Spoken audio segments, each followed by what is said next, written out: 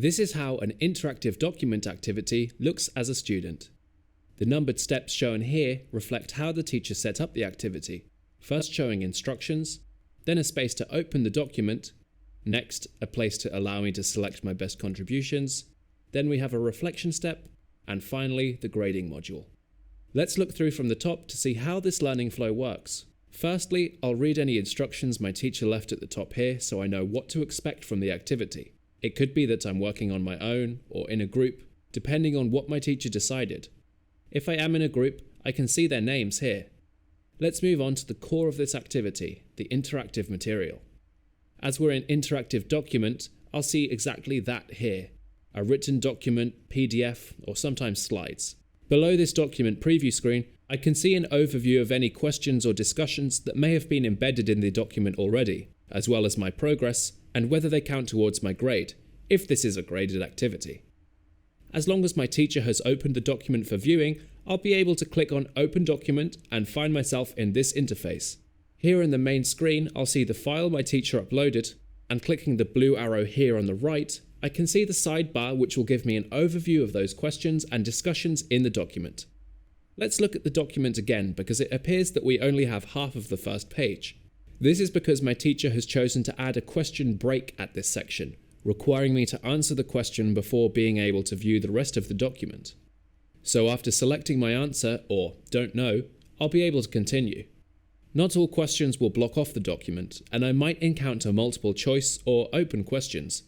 Also, I may be able to see my peers or my group's answers and discussion threads, depending on the activity.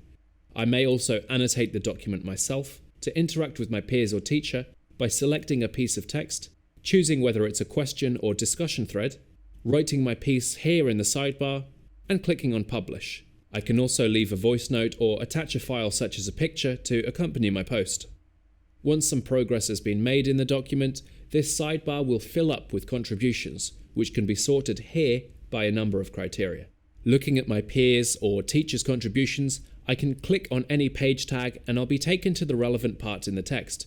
For discussion threads, I may be able to reply with my own comments or like a comment. I can always edit or delete my own comments, and if necessary, I can click on these three dots to report a post to my teacher. It's good to know that clicking on any progress indicators at the top here will show whether I've completed all the necessary activities. And even if I have completed all the requirements, I can always still leave more comments if I want. As long as the document isn't copyright protected, I can also navigate to the top right, clicking these three dots, to download the document for offline viewing. And clicking the arrow in the top left, I can return to the previous screen. The document activity overview in step 2 should always reflect my progress, just in case I missed anything earlier. Now, if anyone responds to my comments or there's other new activity I should be aware of since my last visit, this notification icon in the top should let me know what's changed.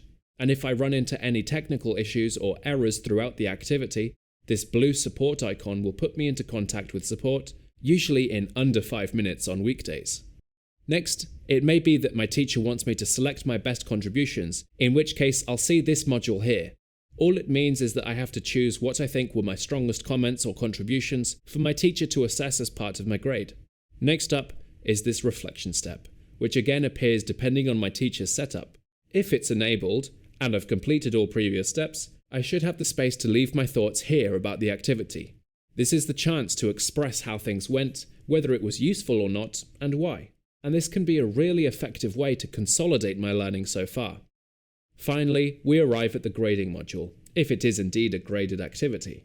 I'll see my score broken down per item and be able to review again if something is still missing. If it's a pass-fail activity like here, I'll see the minimum score needed to pass, and I'll only see these grades after my teacher has published them. In interactive document, many configurations are possible, so if you still have questions, don't hesitate to visit our help center or contact us directly.